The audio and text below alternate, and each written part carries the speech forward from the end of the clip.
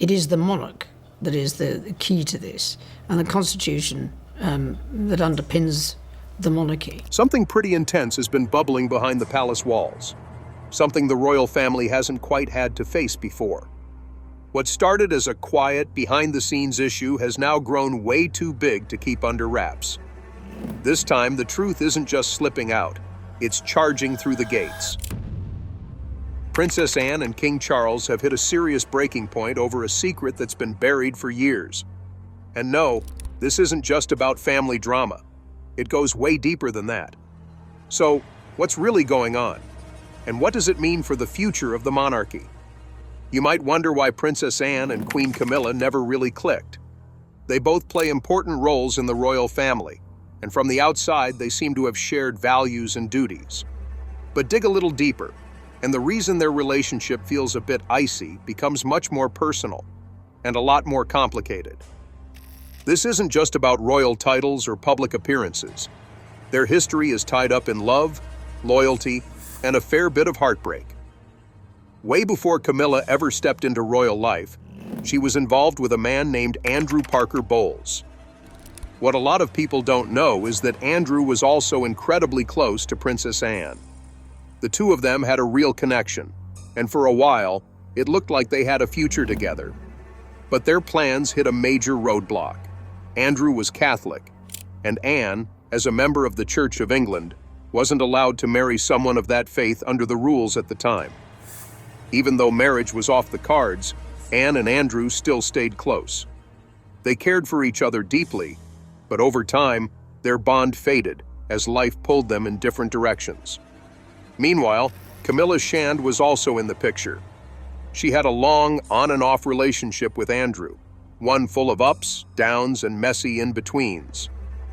During one of their off phases, Camilla met Anne's brother, Charles, and that's when things really started to twist. Prince Charles was instantly taken by Camilla. She had this cool, self-assured vibe that he really admired. But their relationship wasn't exactly smooth sailing. Some folks thought Camilla wasn't a great fit for a future king. She didn't have the background or the polished image that the royal family preferred. She was also a bit older than Charles and had a relationship history that made the royal crowd nervous. Then Charles was shipped off with the Royal Navy, and while he was away, Camilla and Andrew patched things up. Not long after, they tied the knot in 1973. That moment flipped everything upside down. Charles lost the woman he had fallen for.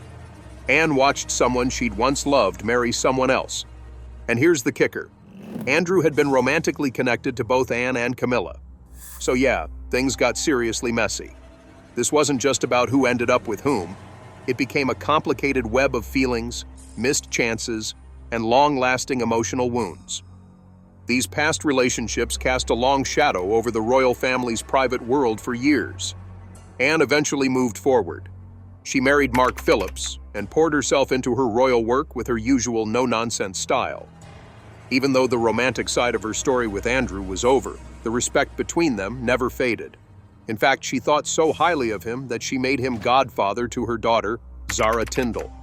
Anne and Andrew's lifelong closeness, even if it was completely innocent, might have been a bit uncomfortable for Camilla during her marriage to him.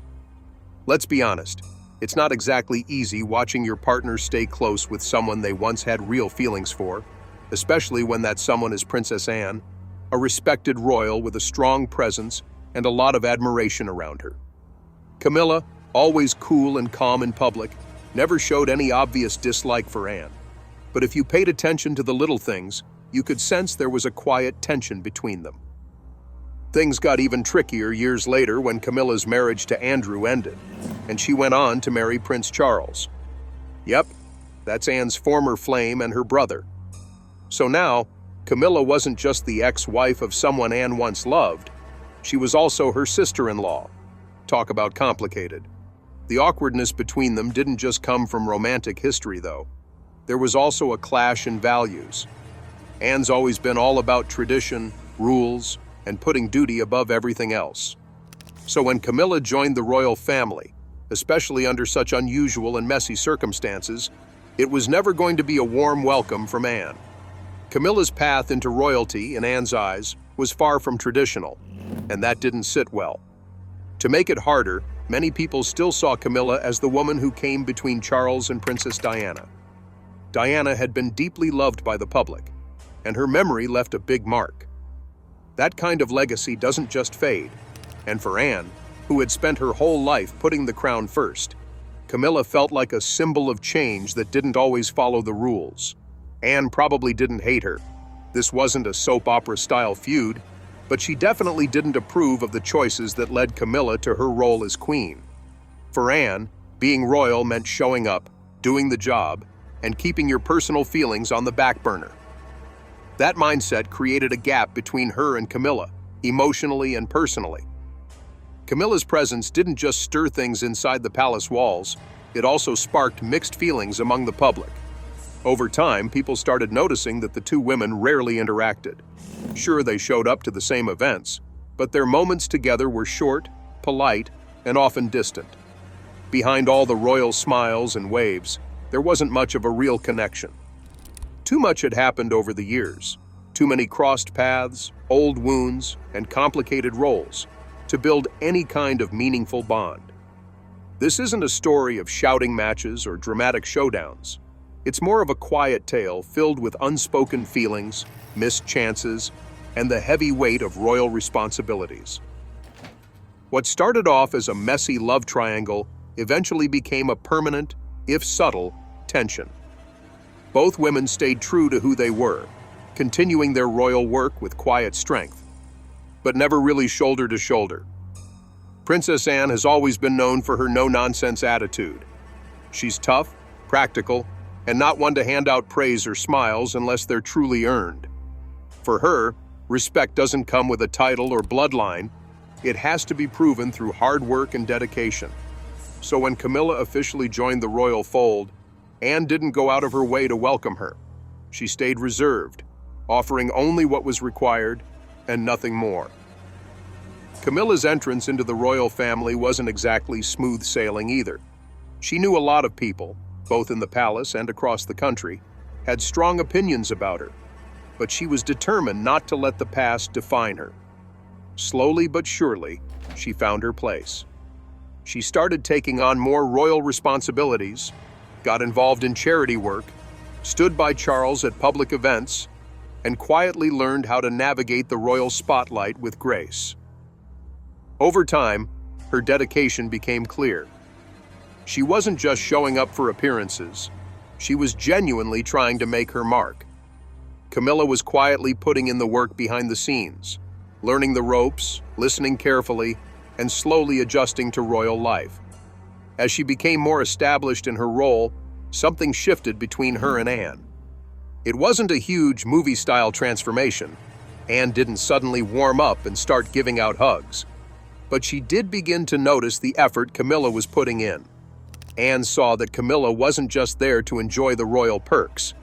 She was actually trying to pull her weight. That initial wall of resistance Anne had built started to come down, just a little. She respected hard work, and Camilla was showing up, getting involved, and taking her responsibilities seriously. Still, even with this slight thaw, their relationship stayed on the surface. It never turned into a genuine friendship. There was always this polite, careful space between them. At royal events, they were often spotted near each other, smiling for the cameras, maybe exchanging a few words when it was expected. But those smiles rarely felt real. Their chats were short and lacked any kind of warmth. To the outside world, they looked perfectly civil, but anyone paying close attention could see the cool distance between them. It wasn't hostility, but it definitely wasn't closeness either. It was more about keeping things smooth and presentable than enjoying each other's company. A lot of this quiet tension came down to how differently the two women saw their roles. Anne had been raised deep inside the royal system, shaped by tradition and strict expectations from day one. She never bragged about her work. She just showed up, did what was needed, and moved on. Anne was one of the busiest royals around, but she never made a big deal out of it. For her, duty wasn't something you advertised. It was just something you did. Camilla's path, on the other hand, was a whole different story. She may have grown up with some privilege, but she hadn't been raised in the royal bubble. She had to learn everything on the fly, adjusting fast while dealing with a ton of public scrutiny. Instead of quietly blending in, she chose to be more visible, appearing in interviews, leading public projects, and slowly reshaping how people saw her. Her journey wasn't just about learning the ropes, it was about winning people over, both behind the scenes and out in the open. This difference in approach naturally created a bit of friction. Anne believed duty was something private and consistent, something you did without seeking applause. Camilla, meanwhile, saw value in being seen, especially after everything she'd been through with the press and public opinion. Where Anne saw tradition, Camilla saw a need to evolve. They weren't exactly enemies, but they were definitely on different pages. Still, over the years, they seemed to settle into something like a quiet balance. They didn't share deep chats or show open affection, but they worked side by side without drama. Both had found their own spots in the royal setup. Anne stuck to her tried and true approach, quiet, steady, and full of discipline. Camilla, meanwhile, continued on her more public path, focusing on her charitable work and her place beside King Charles. Every now and then, though, the contrast between them showed up again. When Camilla took on more prominent roles, especially as she stepped further into the spotlight, Anne's silent judgment wasn't hard to spot. Anne didn't believe public approval or media attention should have that much influence in royal life. For her, being royal wasn't about being liked.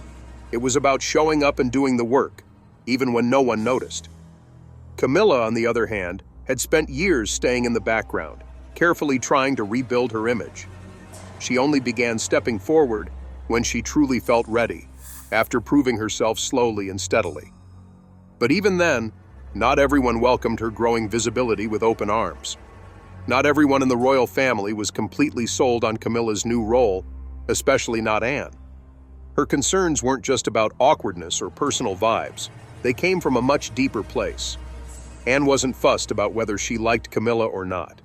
Her doubts were rooted in her strong beliefs about what it truly means to be royal.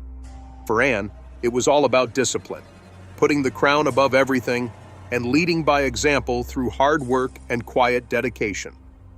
Even as Camilla took on more royal responsibilities, Anne stayed just as steady and serious as ever.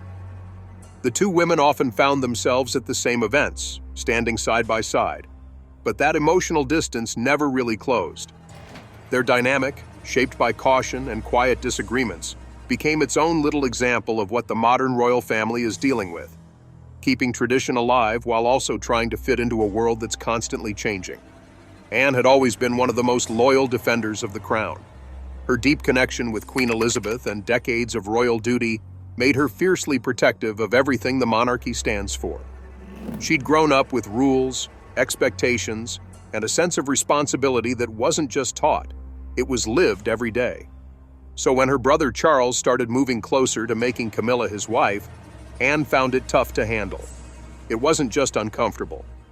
To her, it felt like a full-blown challenge to the very foundation of the royal family.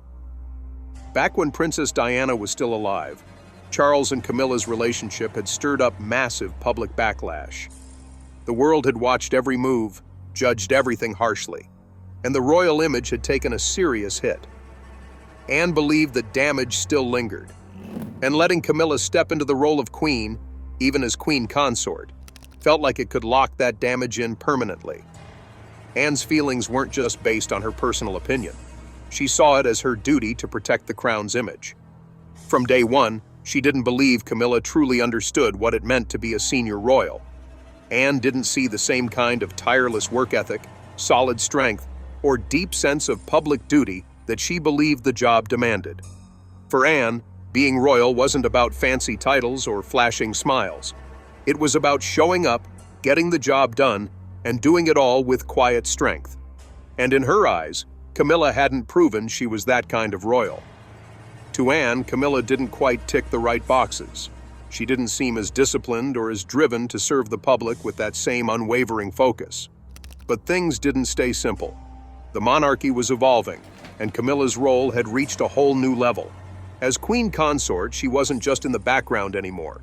She was standing right next to the king, front and center, and that kind of shift needed to be talked about seriously. So, a private family meeting was set up to address exactly that, Camilla's position moving forward. And Anne? She came prepared. She didn't sugarcoat anything. Never had, never would. Her words were clear, straight to the point, and totally focused on what she believed was best for the monarchy. It wasn't a personal attack. It was her way of guarding something she'd spent her entire life supporting. Anne argued that being queen consort wasn't about charm or media coverage. It was about earning the public's trust and dedicating your life to service. And she just didn't think Camilla was the right person to carry that weight. It was a tough moment. Camilla listened quietly, trying to keep her composure, but Anne's words clearly hit home. This time, it wasn't the press or online critics coming after her. It was family. And that made it feel all the more real. This time, the sting didn't come from tabloids or distant critics. It came from within the palace walls, from someone whose opinion held serious weight. That's what made it hurt so much more. Camilla had spent years trying to reshape how the public saw her.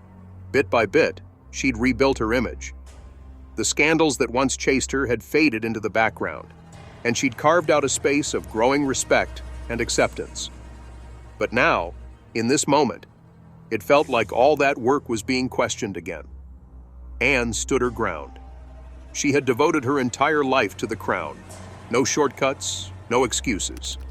Year after year, she carried out hundreds of engagements, showing up in towns big and small, often far from the cameras. While others may have drawn attention for glamorous events or headline-worthy appearances, Anne was the one taking on the quiet, often overlooked duties. The ones that mattered just as much.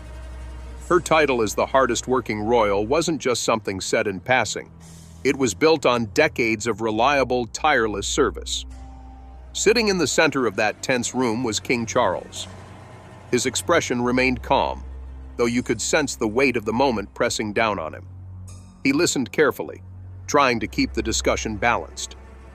"The great thing," he said at one point, "is that there's more and more consensus building around what needs to be done." But despite others speaking up, it was Anne's voice that held the floor. Her words weren't just opinions. They were shaped by a lifetime of knowing exactly what it meant to carry the crown on your shoulders. Camilla sat nearby, her face composed but clearly affected. She'd faced criticism before, plenty of it. But this was different. This was personal. It came from a member of the family she'd long hoped to earn the respect of. Anne's words were clear, pointed, and full of conviction. She wasn't lashing out to wound. She was speaking out to protect something she cherished deeply, the future of the monarchy. To her, royal life wasn't something you simply stepped into. It was a lifelong commitment. And from Anne's perspective, Camilla still hadn't fully proven she could carry that responsibility. Even as Charles attempted to mediate and keep things steady, Anne didn't back down. Her devotion to duty was stronger than any discomfort in the room. She wasn't swayed by emotions or popularity. Her focus was the long-term stability of the royal family. That meeting pulled back the curtain on just how complicated things could be inside royal circles. It wasn't just about protocol and pageantry. It was about family dynamics, legacy, and hard truths. Anne didn't flinch. She knew the impact of her words. Camilla, though visibly hurt, held herself together. She bore that moment like she had so many others, with quiet strength.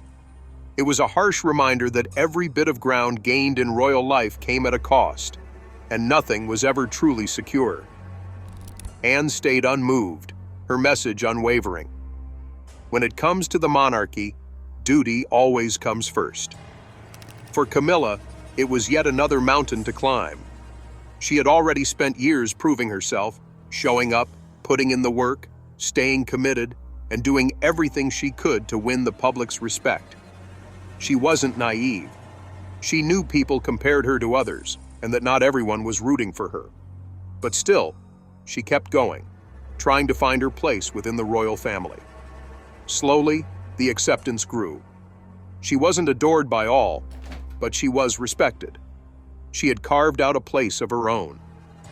Then came Catherine, and everything changed. From the moment she stepped into the royal spotlight, Catherine became a sensation. Her natural charm and elegance reminded the public of a young Princess Diana. The press adored her. Headlines called her the new face of royalty, the graceful, compassionate figure the people had been waiting for. The comparisons were relentless, and they weren't always kind to Camilla. Suddenly, all the progress Camilla had made seemed to blur in the background. Her years of hard work, her steady dedication, they no longer made headlines. Catherine was the new star, and the glow of public admiration followed her everywhere. For Camilla, it felt like the spotlight she had slowly edged toward had been snatched away in a blink, now fully illuminating someone else. Even with Catherine's popularity on the rise, both women managed to keep up appearances. In public, Camilla and Catherine seemed perfectly friendly. Their smiles, light conversations, and joint royal engagements painted a picture of unity. It gave the public a sense that all was well within the royal household.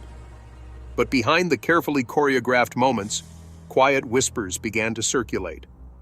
People started wondering how Camilla really felt about her daughter-in-law. Rumors suggested that Camilla might have had some lingering reservations, particularly about Catherine's background. Unlike Camilla, who had been raised in privilege and surrounded by aristocratic traditions, Catherine came from a more relatable middle-class upbringing.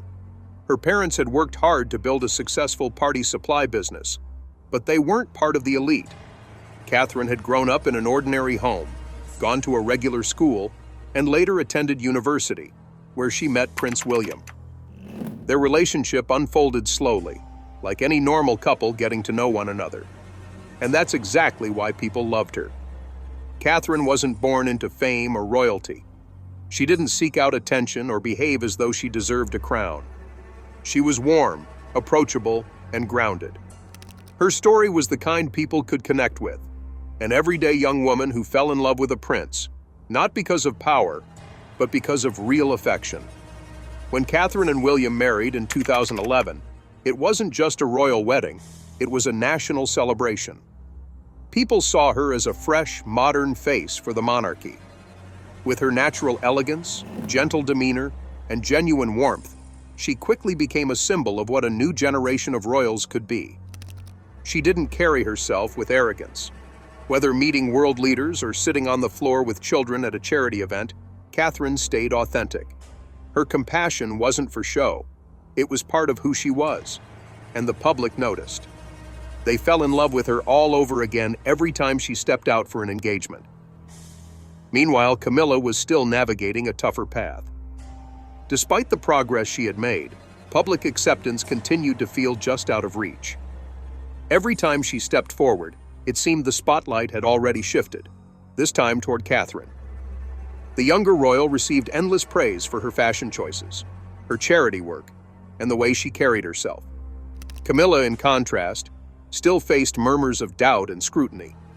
It felt like no matter how much effort she put in, Catherine's star always burned brighter. Within the family, Catherine's connections only deepened. Queen Elizabeth respected her, and Prince Harry clearly held her in high regard. The warmth she shared with those around her was unmistakable. Camilla couldn't help but feel a bit sidelined.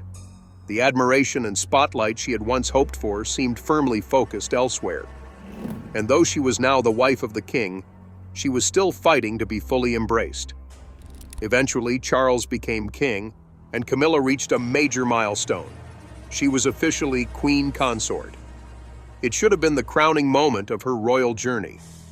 But despite the historic title, something still felt incomplete.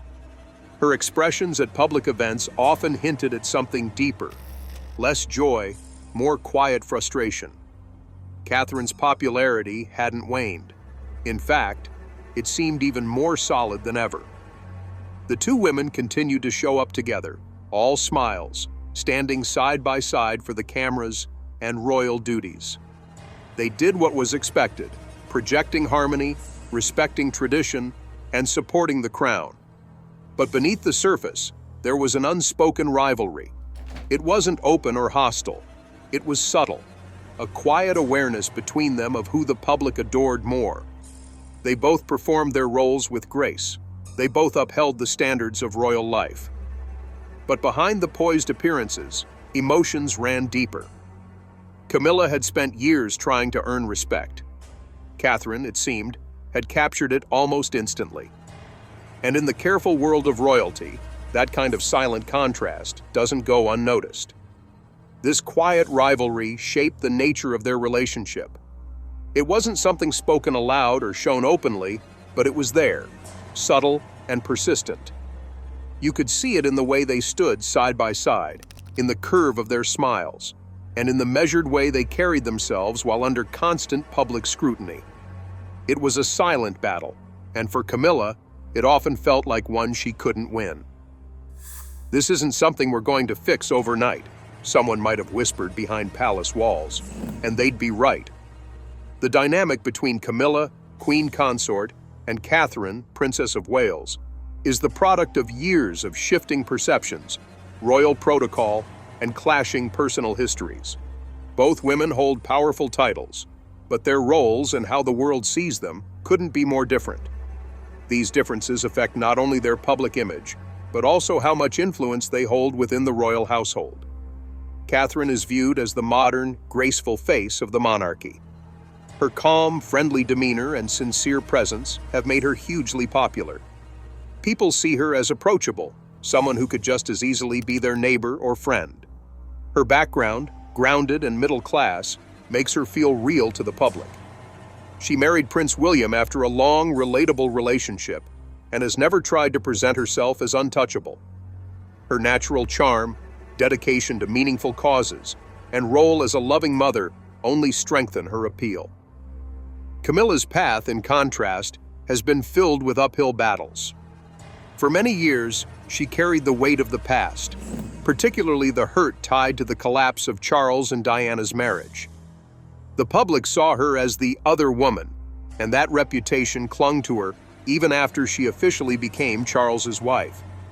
Despite her efforts, her charity work, her sense of duty, and her support for the crown, many people still view her through the lens of history.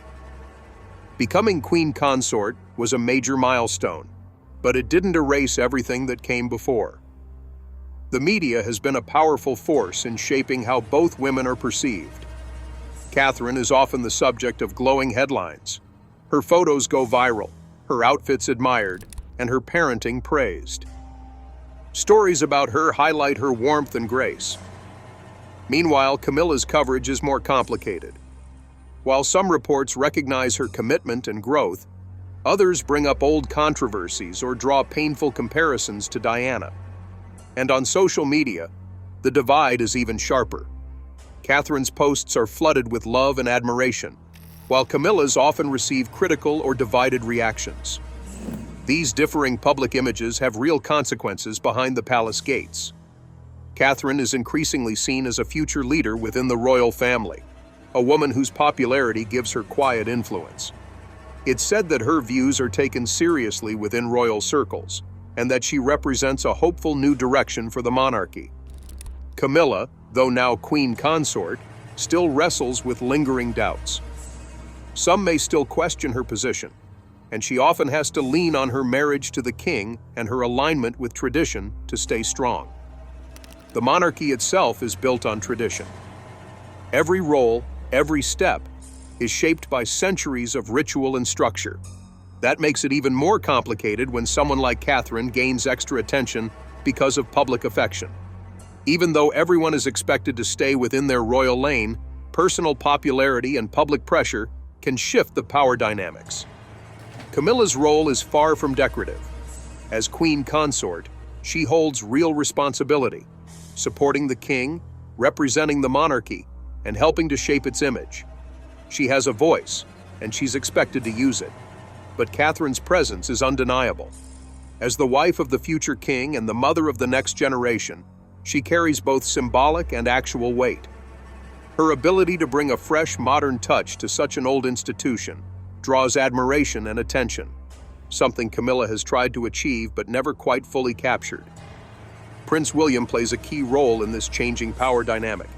His steady support of Catherine only strengthens her standing within the royal family. As the future king, where he places his loyalty carries real weight, and his constant presence at Catherine's side adds to her growing influence. Meanwhile, Charles faces the challenge of wearing two crowns, one as monarch and another as a husband and father.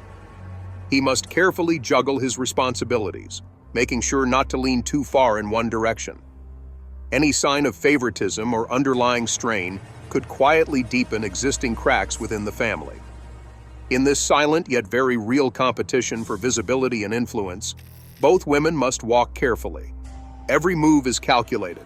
Every word and gesture is weighed. Catherine's star continues to rise thanks to her focus on causes that resonate with the public. Her commitment to mental health, early education, and family life has created a strong bond with people from all walks of life.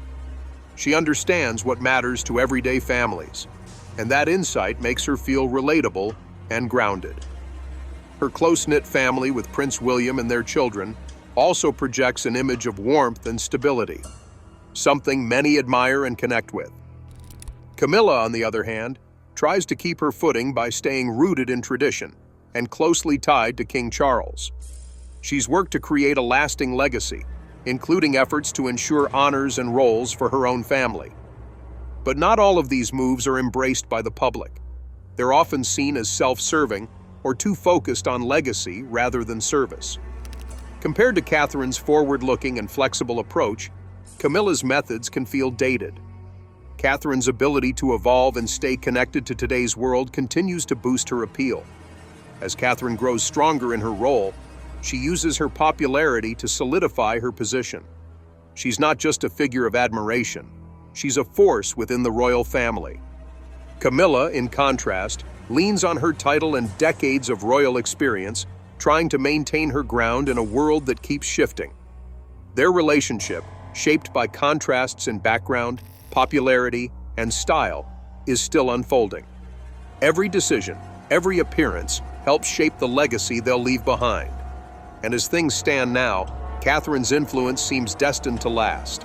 Her steady mix of duty and compassion has made her one of the most beloved and respected royals of her time, a symbol of quiet strength admired across generations.